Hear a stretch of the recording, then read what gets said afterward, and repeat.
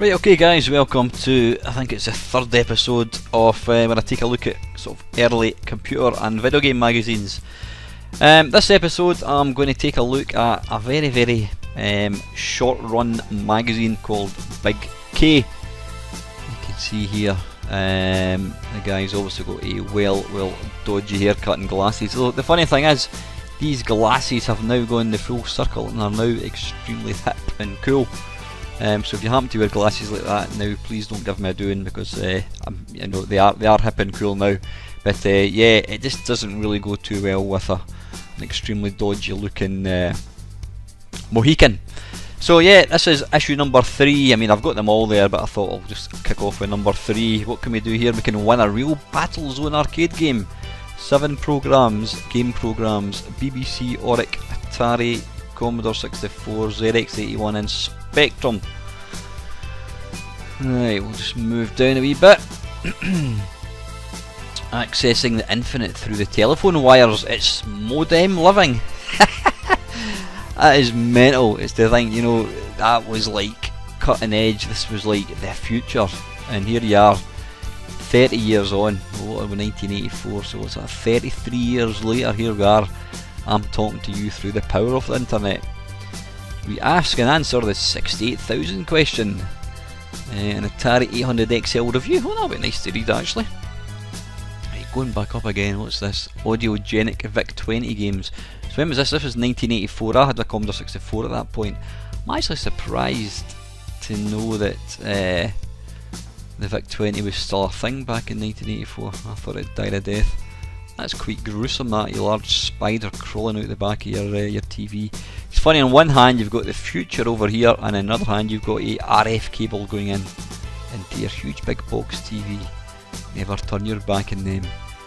What have we got? We've got Bonzo, Cactus, Shifty. I don't know what that is. Oh lord, yeah. How do we move? Alright, I've got to click. Okay, there we go. I was wanting to be able to... Doesn't matter. Anyway, yeah. That's fine, doesn't matter, we can still move. Right, there you go, in the name of the law. By the time you read this, the video recording bill will be on the verge of becoming law.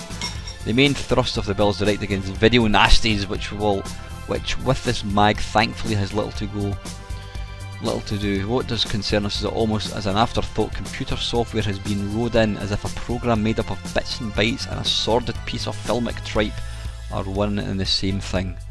It's not yet clear how this will affect professional writers of game software. One thing's for sure, it will only take one demented White House figure. I'm guessing they're talking about the Mary White House as opposed to the White House and our Donald Trump figure to claim that this or that computer games blah blah. Anyway, I'm bored now. Right, let's see. This one's Big Competition with a K. Prize is a real Atari Battlezone arcade machine, the game that brought vector graphics, real tank steering and panoramic feel to armoured warfare. Modem living. This guy's not even looking at the telly. He's looking straight ahead. I mean, he's got an Atari 800 there, his TV's there, but you can quite see clearly he is looking straight over the top of the telly. Ah, right, okay, so it's Pete Shelley from the Buzzcocks. New Romantics. Are they New Romantic? I thought they were more kind of punk. Yeah, anyway, Pete Shelley's obviously just been photoshopped, or whatever they used back in the day to photoshop things. He's looking straight over the top of the telly. Right, Cuthbert on the Commodore 64. Oh dear, Cuthbert was kind of the mascot for the Dragon 32, if I remember rightly. Yeah, there you go. Yes, at last was fantastic. Slight white lie there. Top selling games, the Dragon, are now available for your Commodore 64. Avoid those marauders, and Cuthbert goes walkabout. Now these were all, basically that is Pitfall. That is, I don't know what that is. Cuthbert goes walkabout. I don't know, is that Amadar something like that? I was always slightly perplexed with this little character. He's on his computer and he's sweating profusely. I always thought that was a bit Oh, right, okay. John Menzies in boots. Right, next one. Chris Tarrant rides again. You raved about Tiswas, you righted about OTT, now revel in Chris Tarrant again as he presents the world's greatest computer games. I never knew that, I'll need to have a look for that.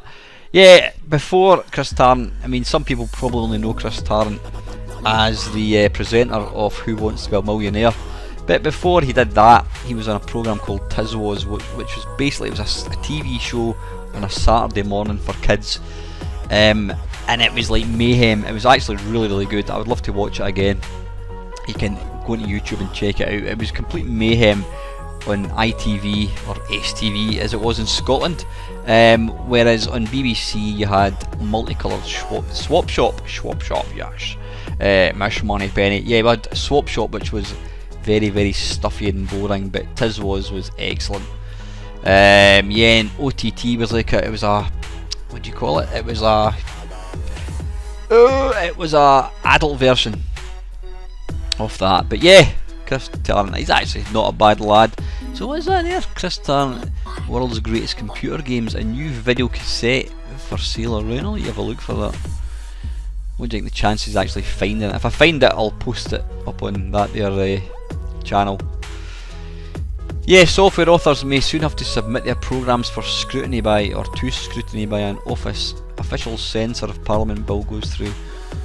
Okay, what game was it? Was it Friday the 13th or something? I don't know. Yeah. What's the password? Hackers, blah blah blah. Being approached by shady looking types and anyway, yeah. Next month's big K, Mersey beat Imagine Software have the highest profile of any successful game company in the UK. They also operate from the country's most notoriously derelict metropolis. We check out their style. I should have looked at that one actually, that would have been quite interesting. Imagine Software, yeah, they had the highest profile of any successful game company, and also had probably the shortest shelf life, because they famously went bust about 2 years later. By the way guys, can you, as you can see here, I've got 2 pages on the screen at once. For the first episode I had the 1 page, because I could obviously zoom in a lot closer, and somebody asked me, would it not be better to make it 2 pages like this, which looks more like you're reading a magazine. So let me know. If you're watching it on a phone, I imagine it's going to be quite small to actually read. If you're not on a computer like I am just now, then it might be fine. But let me know, would you prefer the single page on a screen, or are you quite happy with the double page? So, right, R&R Software, Titanic, yeah, okay, don't remember any of these ones. Right, next, Supersoft. I actually did They Did What a few months ago, and most of the games are god awful. Styx is actually not a bad game. I think that was pish. You know what, I think they were all pish apart from Styx. Yeah. Streets of London, yeah, absolutely god awful. Here we go, what's this? Those vanishing video games. In fact, you know what, I'm going to zoom in a wee bit just to let you, I'll drag this across like so. Those vanishing video games. Vectrex goes X in television, iffy. The ill-fated Vectrex. The Vectrex video game system is no more, it is bitten the big one, gone to the great arcade in the sky. Launched in the UK barely a year ago, the unique self-contained system, the only game system to use vector scan graphics, came late to a video game market already under heavy siege from the snowballing computer phenomenon. Yeah, that's very, that's true. And you know what the interesting thing was? After it went bust, after they stopped making it, you could get games for like £5. Now games go for like 50-60 quid. If only I could send myself back in time. Yeah, right, let's just come back out again, so we've got the whole, that'll do it. Is that it? Is that, if I made that, no, I can zoom in again, there we go, yep. So the Vectrex bit the dust, that's a shame, love my Vectrex. Just when you thought it was safe to go back into the jungle, Pitfall. Is that gone over the... right, it has actually. Right, okay, yep. We're not getting the full... in fact, hang on, back in a tick. There we are, how's that? You can now see it, and I've also made it... that's bloody Harry Styles out of One Direction, is it not? Yeah, I've also made it, I can scroll down So yeah, Pitfall 2, nice cover art with Harry Styles obviously. Starring Pitfall Harry and introducing Rhonda and Quickclaw. I think Rhonda, was that not the rat? I think. No, Cave Rat, that's himself. And Ian Condors, yeah. Programmed by Dave Pitfall Crane. Great game. Krakatoa. Don't remember that one. What's this here? Atari Unveil TX1. Your eyes bulge, your your pulse races, sweat coats the steering wheel like an oil slick. What on earth is this? TX1? That's a racing game. I think I may have heard of the name. Right, this thing here, can you see the cursor? I read a big feature about this game. Is it possibly because it's the worst game ever? Yeah, I think this game here, ETX, I think they basically, the Spectrum, this company here, what are they called? I don't know what it's called, I don't know what the name of the software company, I can't even see it actually. Abbey Electronics. Yeah, I'm sure they brought out the converted ET, which was on the Atari 2600, which was supposedly the worst game ever. They went ahead and converted this game for the Spectrum, but they obviously didn't have the copyright or anything, so they changed the name to ETX and they put an extremely dodgy cover. However, you can see in the background that is quite clearly ET. Yeah, I'll need to have a look at that maybe. Let's have a look. Whoops, a daisy. Yeah, that thing there. I'm sure that's what it is. Yep. I'm going to have a wee look and maybe stick a wee video out myself about it. ETX. Right, let's just zoom back out again. No, we can zoom back in. Yep, I'll take a wee note and look at that. Right, what is this? Ah, right, okay, so we had more type-in games for the BBC. What was that? 13/3/1984. It's a famous city bomber where basically you've got a landscape, you've got buildings, and your plane just continually goes from left to right, but each time it gets to the end of the screen it moves down a level, and the idea is you've got to drop bombs to try and bomb the city before you crash in. So yep, we've got that. We've got, what was it called? City Bomber Blitz for the BBC. Say no to your neighbourhood tapeworm. Just software. What's that? The subject was tape piracy, a cancer eating away at the heart of the industry, raved in imagined document. Yeah, so their company went bust because of piracy, not because all their games were absolutely shite. That looks like Dizzy up there. Right, top 30, what have we got here? And first position. Alright, okay, it's just kind of overlapping slightly. First place, we've got Checkered Flag in the Spectrum, Manic Miner, Attic Attack. Or is it Attic Attack?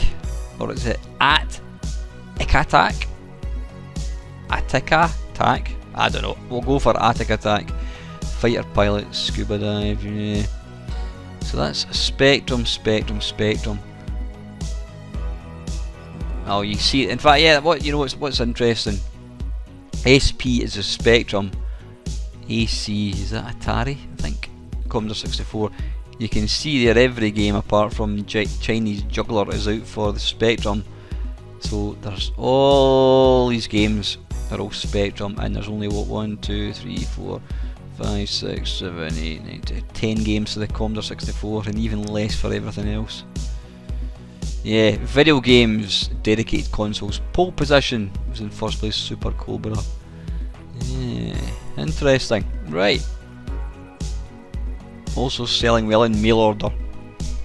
See, that was a thing before the internet. I know it's popular now. What is this? The Tandy TRS-80. I think they go for quite a bit of money. Yeah, the Dragon. Oh no, that's the Tandy actually. Yeah, the Tandy colour. So that was out for the Tandy as well. Garish colours. Scramble Crazy Painter. Yeah, you don't know you're born nowadays, guys, with the software you've got now. What's this? Things that plug and play in the night. Used to call peripherals. Blah blah blah blah blah. Yeah, as you can see there, this magazine, it did kind of, it had type-ins, it had game reviews. Well, I've not seen any game reviews so far. Hardware reviews. What on earth is this? Robocom's Bitstick graphic device surfaced sometime last year in the States. Glorified joystick with a control in the shaft that you can twist to change the third dimension. Ooh. Right. Okay. What have we got here? Widgets. Wonderful. For the hacker. Yep. Blah blah blah. Yeah, it's all boring. We don't want to answer the quiz. Right. So yeah, flight simulator type, or is it an air traffic control game? Unlock your imagination. Scope 64, not just a games designer, this remarkable product will revolutionise programming. Funny how I've never ever heard of it.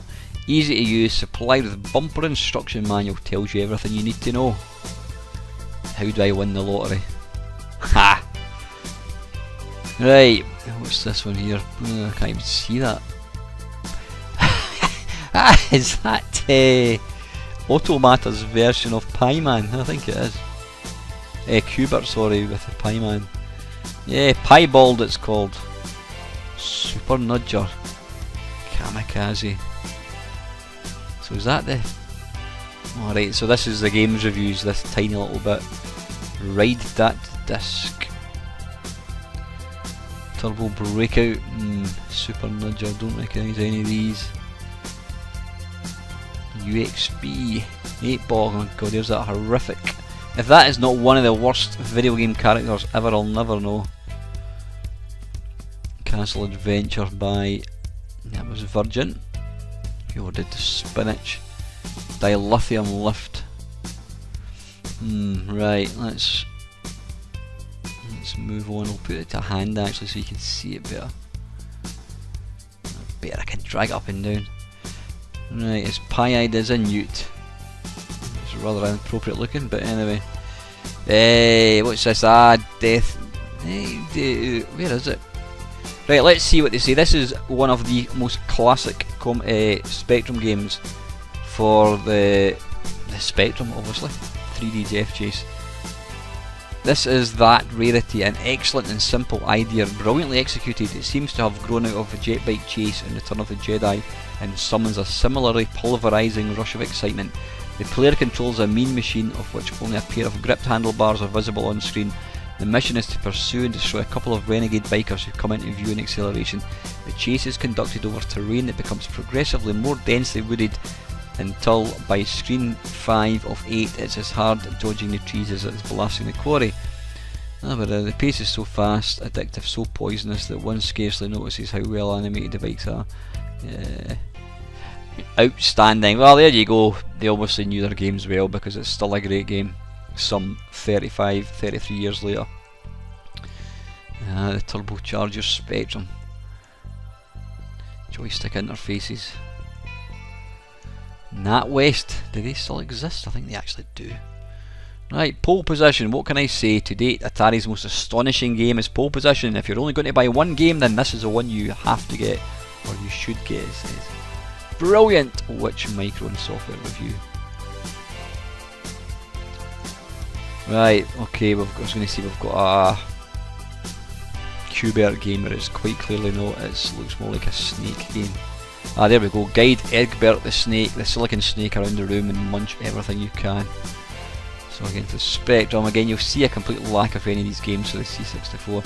Right, this is the hardware review. Dark Horse or Last Gasp. This is for the Atari 800 XL. Again, you'll notice the lack of colour. I always imagined, back in the day I always thought that all the magazines were in full colour. I never realised there was so much black and white. The Atari 800 XL is a natural successor to the chunky tough 800 which has served the company so well for so long. How much is it? 249 quid. They go for about 80 quid now. This is really an excellent machine, the best for games. I only wish they'd clean up the basic. £249. Is that it? Alright, okay. For all that, the X100 is a superb micro based on tried and trusted technology and an indefatigable Indefatigable. Indefatigable. I don't know if that's a word. Ancestor. Will it sell? It deserves to. Right, I was going to say Cosmic Kanga. No, this is still that Snake game. Cosmic Kanga on the Spectrum. Remember that one? Don't think I ever played it. Right, on the BBC and B and Electron, we've got what looks kind of like a Centipede. Classic games of our time. Ah, there's Mr. Tom's Football Manager. This was the 1980. Sorry, ZX81. I loved how the. Right, I'm going to zoom in actually for a second.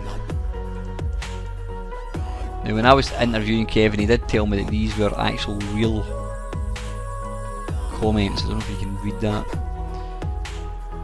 Football Manager is the best game I have yet seen on the Spectrum, and my personal favourite of all the games on any micro.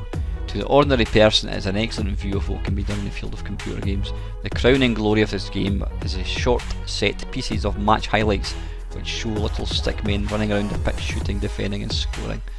Yeah, 19 out of 20. Got to say it's a great game. And if you've not already bought it for iOS or Android, then go and do it now because it's a great game. He's sadly lost the beard now. Right, what's this? Load up with loot. And this is on the by J&D Winchester. That sounds like a computer. I don't know what. Oh, ZX. Oh, there you go, ZX81. Lively. So even the ZX81's getting games. 3 from Postern for software. What's that? Dinky Digger. Just shows you all the different games that are out, the different software companies. That is quite clearly Mr. Do. That is Scrabble. Penguin. I don't know what that's going to be. Ah, Penguin. That's Frozen World. That's going to be Pengo. Right, we've got more games. What's this? Hunting Radar for any Atari. See, the 364 just never got anything. Right, there we go. This is that there internet. Modem, phone, and they quite clearly were literally just a thing you put over the. These are what phones looked like before your iPhone. This thing you lifted up and put that bit to your ear, or that bit to your ear, depending on what it is, another bit to your mouth. And yeah, the old modems quite literally just covered these things. Yeah, becoming a micro trendy communicate. It's a bit not the greatest magazine scan, unfortunately. Raiders of the Lost Network. Yeah, Micronet. That was kind of it was almost like, I think it was more like CFAX. I don't know if does CFAX still exist? I don't think it does. CFAX was like the modern day internet, an old style internet. It just had pages of information. You couldn't really interact with it as such. But Micronet, it was, you could access it. It was like different boards. I think it was the BBC. So yeah, although this magazine looks like a gaming magazine, it's got a lot of kind of serious stuff. Probably more serious than computer and video games, because I don't think they ever featured hardware as such. Right, what's this? Paramount Software. 67 Bishopton Lane, Stockton in Cleveland. Sporting Decathlon, pardon me. Mega Wars Outback.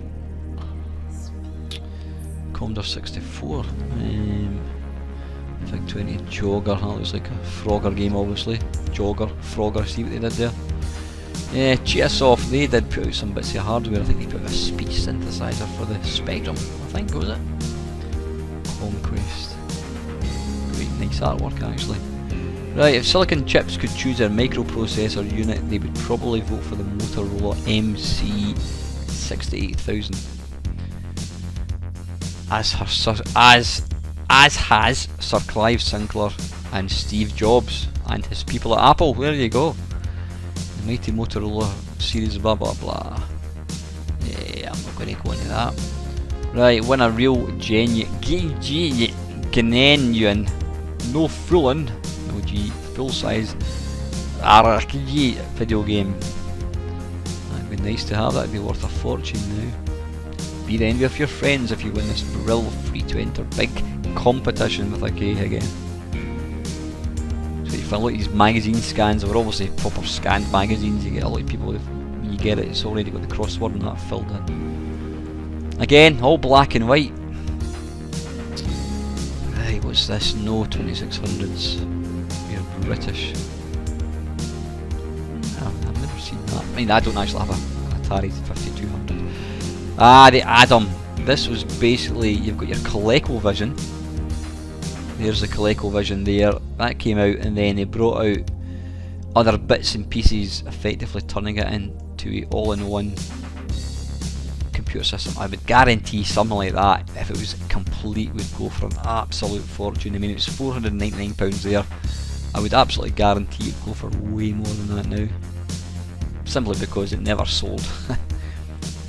Bust for the Commodore 6. No, for the Oric 1 in Atmos. Just imagine you typed all this in and then you ran it and it never worked. Right, what's this? BBC Music Synthesizer. If music be love of food of love.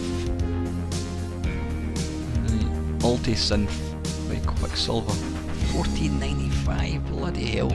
Oh, there's our man, still looking straight over the top of the computer. Our man from the Buzzcocks. Was it the Buzzcocks? I think they said it was. I can't remember. Yeah. Yeah, I think I got a couple of... See, there we go. There's another game for the Spectrum. That's just not cricket. I bought a couple of these and I realised quite quick it was actually quite dull. Ah, and you see, this was a computer I always wanted. The Lynx. I always thought it looked really nice. I've got a picture of Lynx anywhere. I don't think we have. Now my mate, yeah, it was made by a company called Computers. Computers. Down in Cambridge. My mate Neil's actually got a Lynx, and he's going to dig it out the loft and he's going to bring it along, and we're going to do an unboxing. Ah, there's a cracking game. Arcade Alley Track and Field. One of my favourite games, bar none. Absolutely fantastic game. What does it say here? Points are awarded.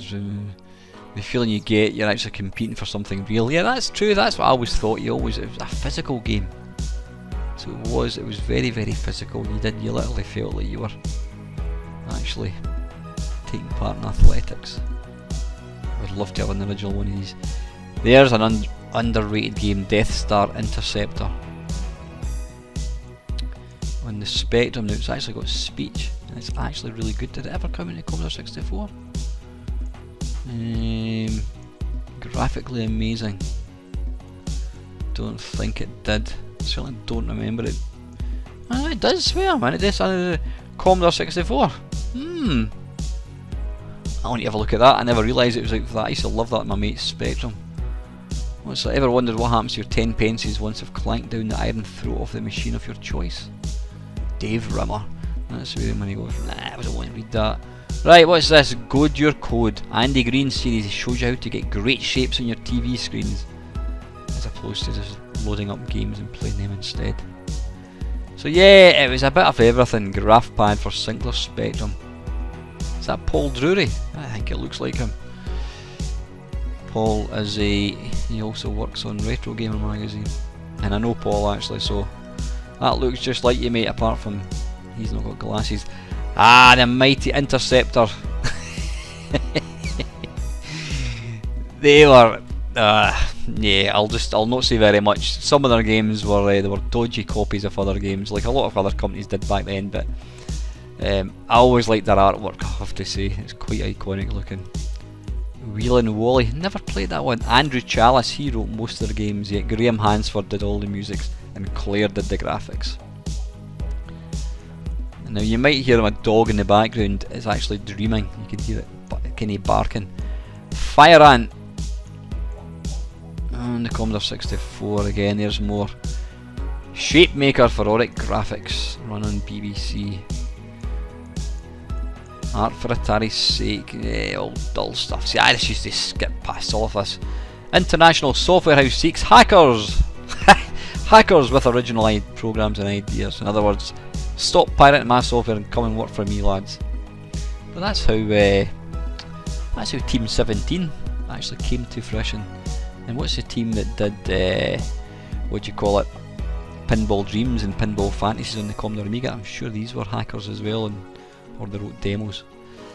Task Set, there we go, brilliant company. Pipeline, one of my favourite video games of all time. Gyropod, not so good. Bozo's Night Out, not very good. Cosmic Causeway, Jammin's not bad, but Pipeline is a fantastic, absolutely fantastic game. It's very arcade-like. There's iconic Saber Wolf for the Spectrum, yep. My ultimate play of the game. Programming joystick for the Spectrum, ZX81. Galactic Software. Where were they based about? Dowlish Ford, Ilminster, Somerset, Larchfield Estate. And again, you see there a complete lack of any typing games. This one is for the Auric, this is Tank Attack. Analog, House of Usher, I remember that game. I loved Analog, they made some great games, but that one sadly wasn't one of them. Splat, that was it was always touted as being a really cutting edge game. Jeff Wayne's War of the Worlds, don't recall playing that one. There's the mighty Lamasoft, great games. Matrix, Grid Runner, Hover Bover. If you've never played any of these games, I suggest you go and do it now. All orders add 50p postage and packing.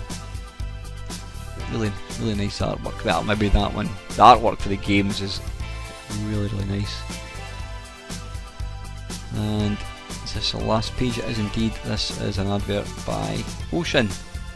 Chinese Juggler. Never played that. Gilligan's Gold is a copy of Bagman. Hunchback is a copy of Hunchback. Moon Alert is Moon Patrol. Pogo is Qbert. Mr. Wimpy is Burger Time. Chinese Juggler, never played it. Cavalon, it's just a kind of maze game. Actually not a bad game. So anyway, that is it guys. That is another look at this week was a Big K. If there's a particular magazine you want to see me feature, then please let me know, or even if there's a particular issue you want to see me feature, let me know.